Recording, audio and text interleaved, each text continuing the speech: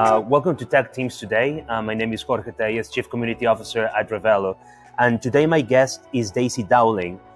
Daisy is an executive coach, working parenthood expert, author and CEO of Workparent. She's the author of Workparent, the complete guide to succeeding on the job, staying true to yourself and raising happy kids. The first inclusive all-in-one guidebook for combining career and children. Her articles have appeared in various publications such as the New York Times, the Washington Post, the Wall Street Journal, Fast Company, and Harvard Business Review, among others. The clients include Dow Jones, Pfizer, Disney, Allbirds, the NBA, and the U.S. Air Force. So thank you so much, Daisy, for being with us today. Well, thank you so much for having me. I'm delighted to be with you. My first question is, you yourself, are a working parent, and I wonder, how did you start helping, other people like yourself in achieving that work-life balance when, we start having kids? Yeah, so I feel like my origin story should have lofty aspirations and a big aha moment. And in reality, it's just plain old necessity. So for many, many years, I had built my career as an executive coach, and I was working inside a large, successful corporation here in New York City where I live. And I could give people all kinds of career advice, how to delegate, how to manage, how to scale up their careers and amplify their leadership. But what I couldn't do is give them advice on how to do all those things while also being present and loving parents. So I would have coaching clients come into my office and say, thanks for those time management tips. But you know what? How do I manage my time now that I have to get to the daycare center at 6 p.m. each evening? And I really had no idea. Now you can see where this movie is going, right? I became a mom myself 10 years ago. And all of a sudden, those questions, all of those unanswered things that I couldn't help my clients with really came home to me. And as much as I looked and as much as I searched, I couldn't find some really good, practical, specific advice on how to achieve your ambitions and be the professional you want in a demanding, time-intensive career, while also being that really wonderful on-the-job mom or dad. And so because I couldn't find it, I decided to go out and do research myself. And I started speaking to working moms and dads in all different fields and family structures and phases of parenting. And I said, what works? And very long story short, I'm still asking those questions, but now I'm trying to provide all the answers, not just to myself, and I still need them myself, but to all of my clients. Yeah, and that's kind of like my next question. You are, a working parent yourself, and that means that you have to apply that advice to you as well. So, how did you make that transition personally between being an entrepreneur and working as a successful executive in major corporations to being a working parent yourself? Well, that's probably a leap that a lot of your people listening to this have made, right? To set out on their own or to join a fledgling enterprise. And it can be a really big, scary leap. But to me, the thing that was comforting was the incredible need. So many of the people that I spoke to would, internally inside my corporate job would say, oh, I hear you have good advice on parenting. Would you sit down with me and do this? And I would have friends of friends calling me and saying, could you meet for coffee? Because I'm expecting and I need to know how to manage my parental leave and the return. And so the business happened in some ways organically. So it felt like less of a scary jump off the cliff kind of moment than you would think, and more of a natural evolution. And ever since then, it's just been a build. And certainly during the pandemic, as much as the pandemic has been so hard for all working parents, what it really did was pull back the curtain and allow organizations and leaders to see how much support is needed for working parents. And that's really amplified, I think, the discussion around all of this. Yeah, and that point that you brought about the pandemic, I imagine that now we spend so much more time with our kids, and we are working in a room maybe, and then you have your kids in another room, and then when you have little kids, noise everywhere and so on. So how do you kind of establish those boundaries as a tech leader between kind of your work life and your parent life? Yeah. So basically, to your point, what the pandemic did was it took the boundaries that we had, those natural ones, office versus home, for example, and it really completely blurred them. And so with the clients that I coach, I spend a lot of time trying to help them to actually reestablish boundaries. I think a lot of us have heard the term work life integration, and it sounds like a wonderful term, like we can be one person in two different phases of our life. But the reality is that we need some distinction in order to do our best at both roles. So it might be something really, really small, like I have one client who closes her home office door. Her home office also happens to be her bedroom, but closes her home office door and puts a red stop sign when she's really, really busy, and then a green go sign when it's okay for her kids to interrupt her. I know other people who have actually found places other than their home. Maybe they're in an entirely remote work environment, but they're finding places other than their home to work, like a third space where they can have some of that quiet, some of those boundaries. Now, each different type of boundary that we set up is going to be different. What works for you won't work for me. I know for a lot of people, it's psychological boundaries that are the most important. So when you sit down in front of your laptop and you're ready to be on and professional and to deliver the best idea in that Zoom meeting, well, maybe you want to have, a pair of shoes on or be sitting in a certain chair. And to you, that signals that you're at work and that you're in your professional mode. And then when you go into parenting mode, you take that jacket off or you take those shoes off and wander around the house barefoot. I'm giving a lot of specific examples, but the point here is that multitasking is really hard. It's better to try and have some distinction so you can be full professional and full parent, even if you're going back and forth between the two really quickly or many times throughout the course of a day. Yeah, and I think that's a very interesting point because sometimes what happens is that you are texting while you're with your kids. So your kids are always like trying, or they realize that you're not paying attention to them, and then when you are working, you hear like the kids like around like playing and so on, and you're kind of like nowhere, right? You are always in between. So I think that what you described might be like really helpful for parents who are trying to find those boundaries. Absolutely. I have one client who keeps a sign. It's above his home office desk, and he actually keeps it on his smartphone also, a note to himself that says, "Be here now." And it's a reminder that wherever he is, whether he's in front of a programmer that he works with or whether he's in front of his 5-year-old, that he wants to be fully engaged in that conversation and really present and not sort of half in, half out. It's exhausting to him and it doesn't work for the other person in that exchange. When you were talking about how you started your career in coaching, you mentioned that a lot of people that were reaching out to you were expecting, a kid. And I wonder, what are the main changes that you normally see in someone who decides to start a family or who decides to, start having kids? Yeah, there are two really, really big hurdles that I think are common to everybody who starts a family and whatever their role or function or family structure. The first is that your relationship to time changes. Because if you think about your busy, busy day, and if you don't have kids yet or you're thinking about having kids, you already work long days. Well, where are you going to find those hours to spend quality time with the baby or to get the grocery shopping done that you need to do in order to feed the baby, for example? So, how are you going to be able to think about your career and your personal time in a different way? So, really rethinking your calendar and not just trying to cram more into it, but thinking about where you can find efficiencies and taking things out is one really primary piece of work.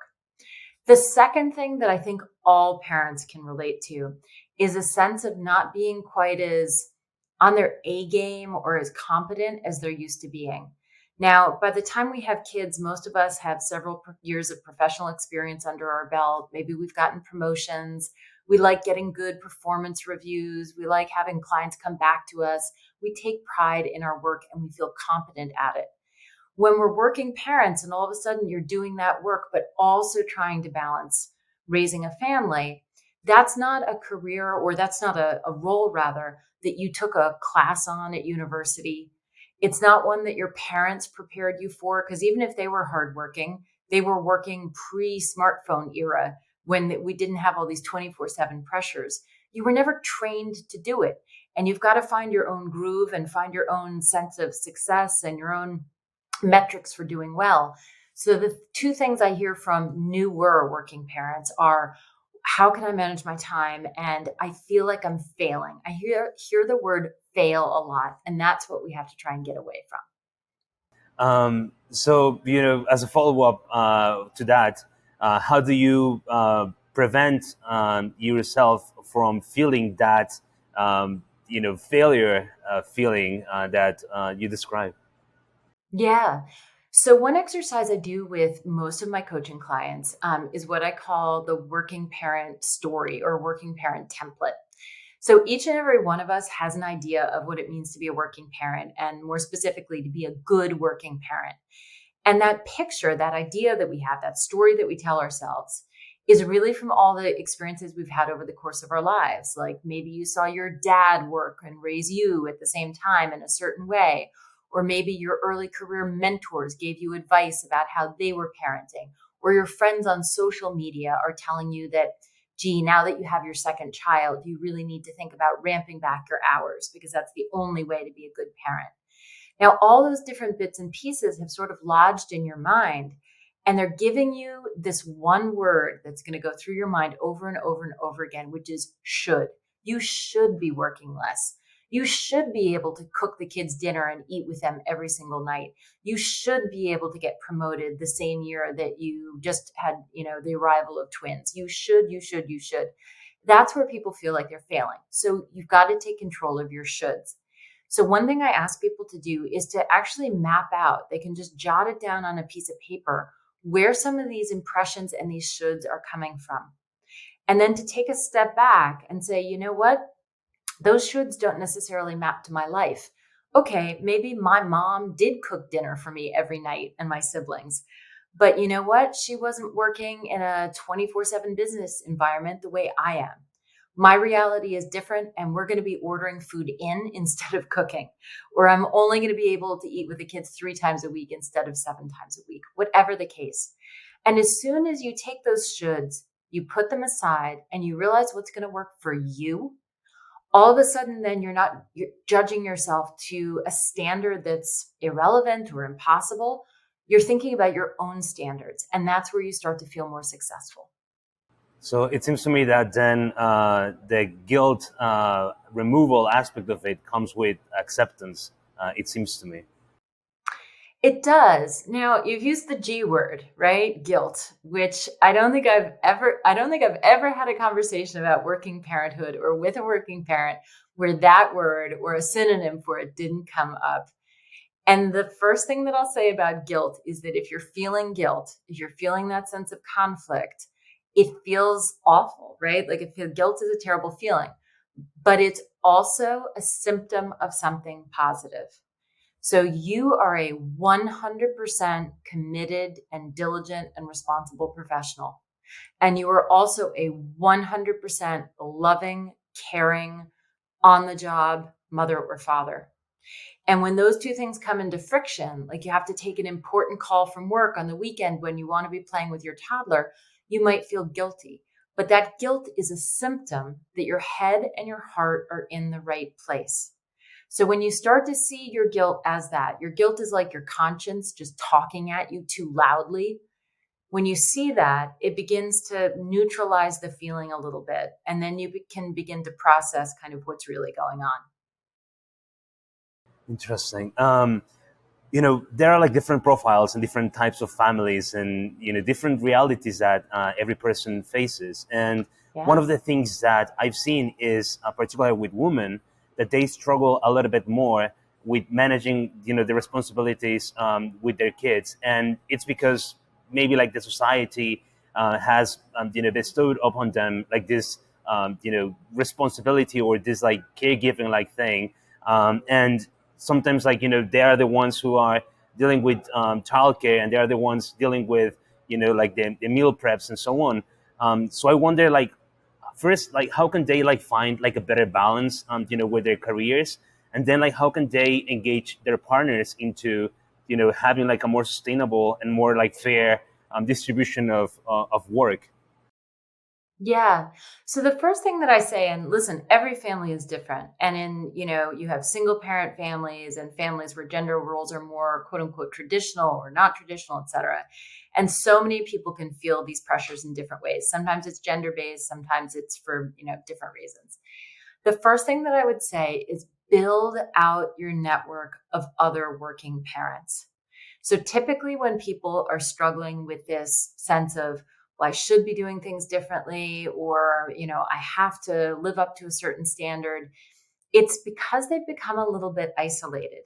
Now, if you're a tech leader and you have just had a child, or let's say you have a 10-year-old, and you're just inside your own head thinking, how do I handle this? How do I do it? You're a smart person. I'm sure you'll come up with some good practical, answers and ideas.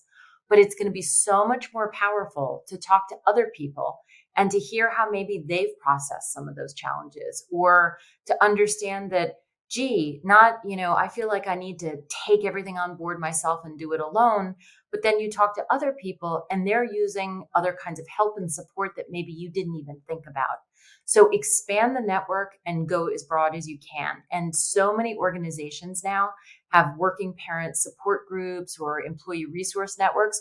So get with that group if you can, or find another one within your community. So that's the first thing. The second thing is, if you have a spouse or a partner, and I say this as somebody who had a really big argument with my husband this morning about who was going to unload the dishwasher. So I'm living this just like everybody else, right? Day in, day out. But you've got to get some sort of regularized check-in about who is doing what. So you both have too much on, right? Like there's just too much to do. But the thing that's really stressful is not just that there's too much to do, but that it's unclear who's doing what, and that you're not necessarily working together effectively as a team to get those things done. So think about having a weekly meeting, or maybe it's each night, whatever works for you. But think about having a regular meeting where you look ahead over the next couple of days and you find some of those emergency moments, the late deadline night, the early daycare drop off, the time we won't have to, cook dinner, when we have, a grandmother coming in who can help babysit for us, the times that we don't, et cetera. And if you can spot some of those times that where there's going to be extra friction and where you're going to need each other's support and help, if you can preempt those, then at least you get out of some of the arguments, some of that kind of finger pointing, some of that stress and strain that can be so hard for so many couples, like the argument I had this morning. And to be clear, he should have been the one emptying the dishwasher, but that's a separate topic. And when you are like a working parent as well, you also have like this situation where you might be the one who stays at home with kids, and you might want to restart your professional career.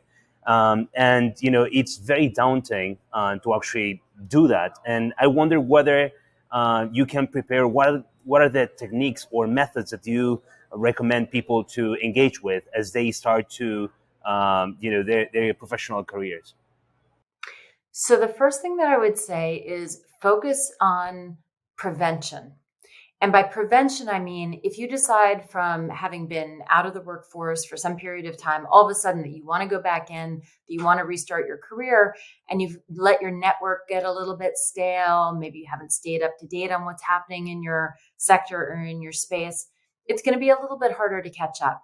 Let's say you are welcoming a child or your second child and you want to take a career break and then go back in later.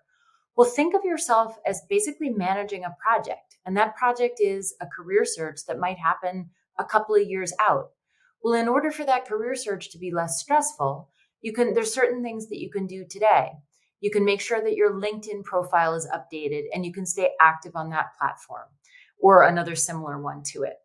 You can make a list of the people in your professional network who might be able to hire you when you do go back in, and make certain that once a quarter, for example, that you're having some sort of touch point with them.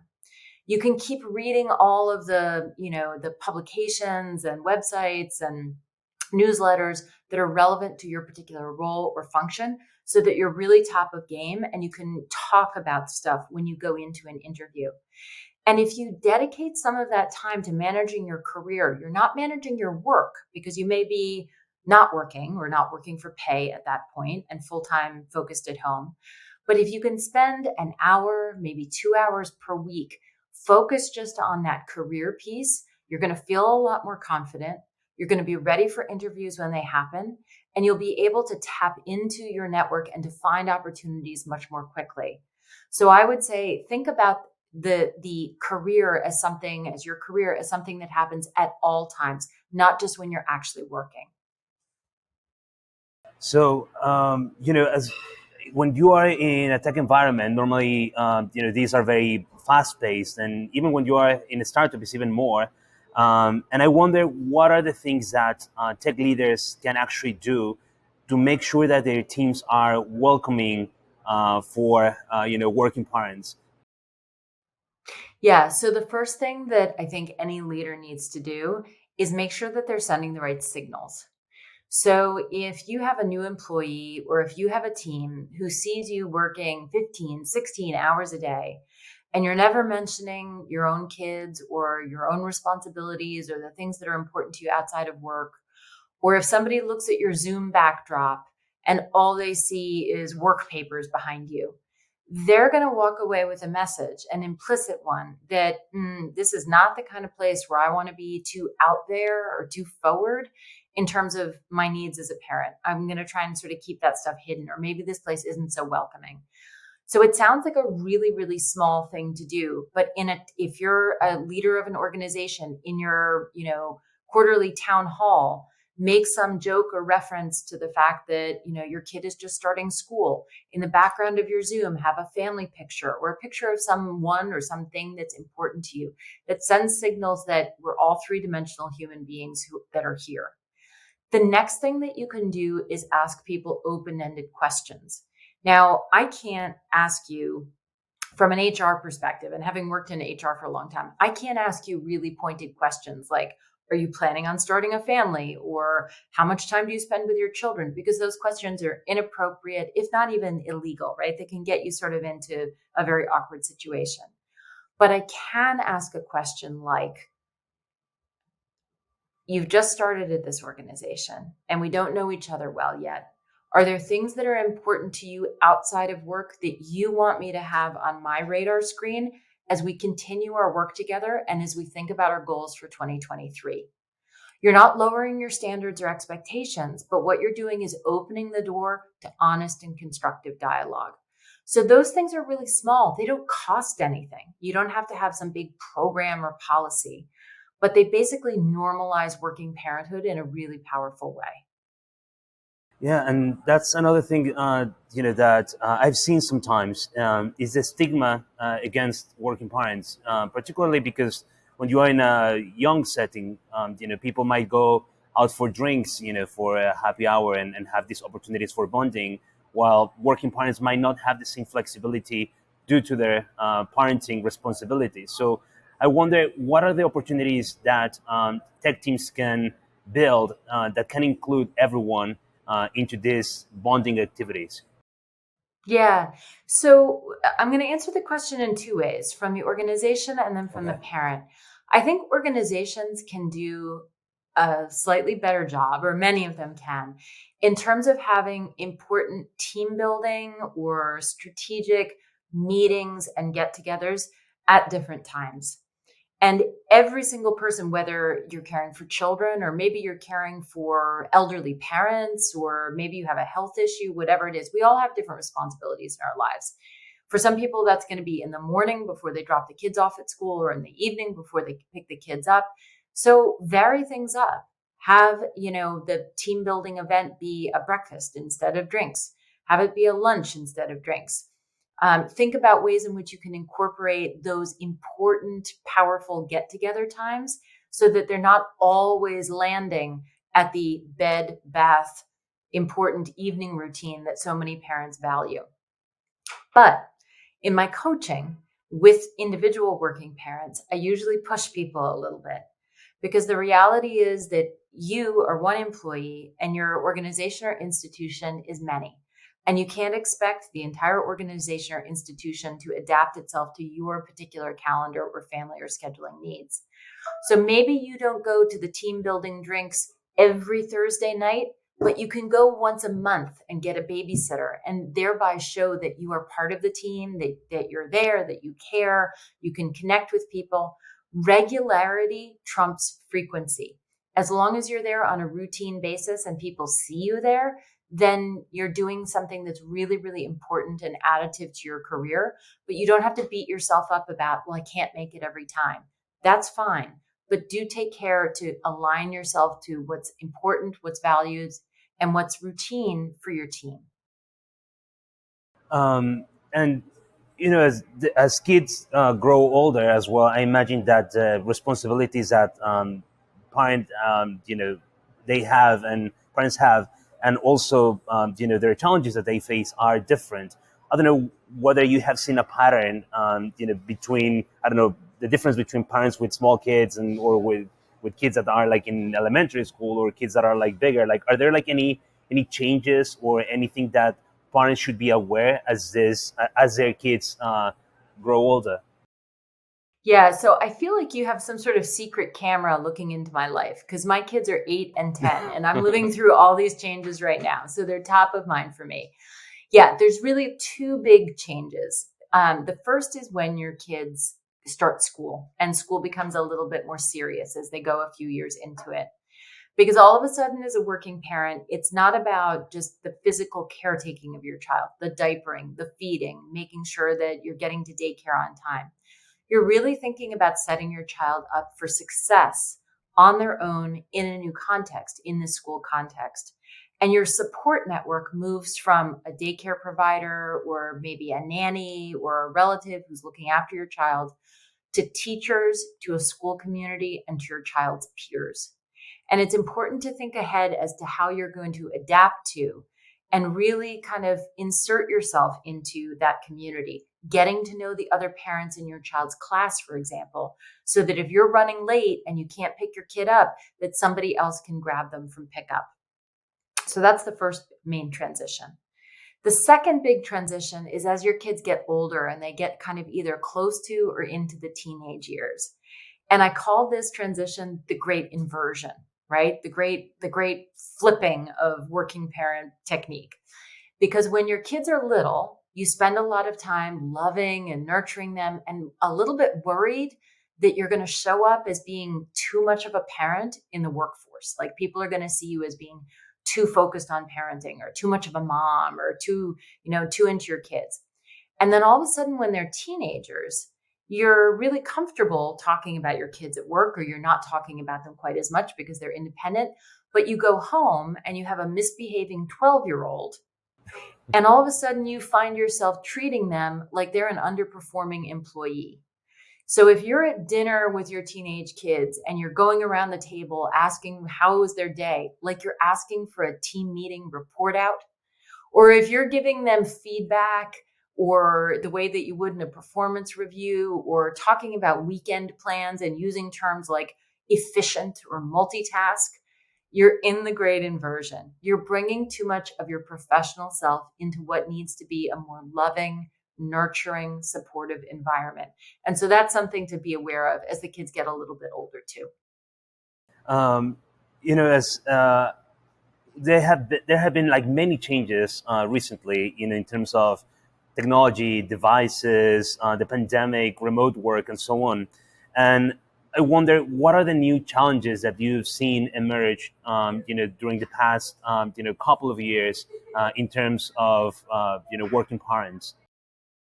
Yeah, the main one, and it's both a sort of a blessing and a challenge, is that because of all the wonderful technologies that we've become so adept at using, and because we can work from anywhere and anytime and with any backdrop and so forth, that there is no off.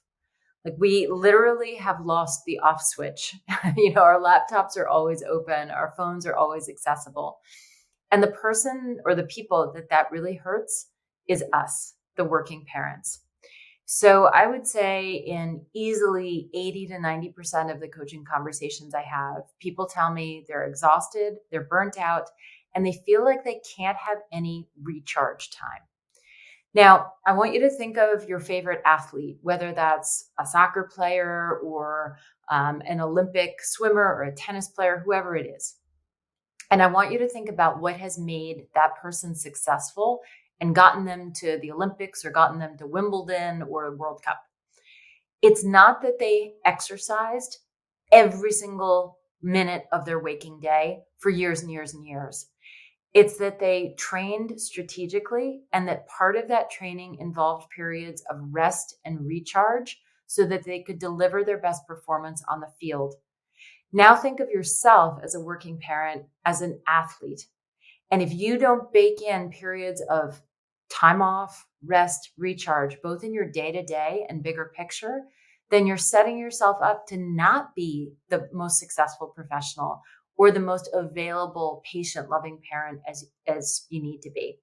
So it's essential to find, even in micro doses, those 15 minutes when you step away from your laptop, that vacation that you're going to plan for early in 2023, whatever it is, to treat that time as not just sort of elective or a luxury or something that you should feel guilty about taking, but as something that actually makes you more powerful and more successful in both of your roles. Interesting. So I have some rapid fire questions for you, and I'll be very interested in hearing your answers. So the first one is, which was the latest book you read?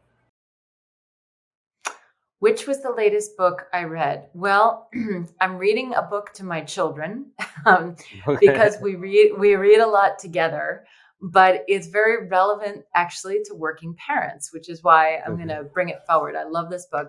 It's called Cheaper by the Dozen. There was a movie made called Cheaper by the Dozen with Steve Martin a couple of years ago, and this book is actually very different than the movie, although I think it was based on it. And the book is about two parents. It's a true story. It's a biography, who in the 1920s were some of the earliest technology engineers. They were a husband and wife couple who actually helped places like Ford and General Electric set up their assembly lines and be really efficient. And they also had 12 children. And the book is about how they built their careers as industrial efficiency experts and how they use that in a very loving way to raise their 12 children. So if you have school-age kids and you haven't read this book, pick it up. The author's last name is Gilbreth. Cheaper by the Dozen. There's a sequel to it, and it's a really, really fun, smart read for adults and for kids alike. Interesting. Which podcast are you listening to? So I listen obsessively to a podcast called This Is Your Brain by Dr. Phil Steeg. And he is a prominent neurosurgeon or neurologist based in New York City, here where I live.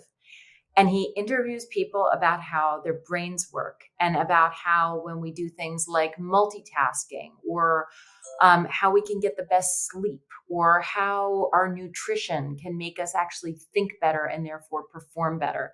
And for anybody who's thinking about trying to find that little bit of extra edge or relaxation or comfort or bit of performance, like every working parent is, this podcast is great. And they're only 20-minute, they're brief episodes.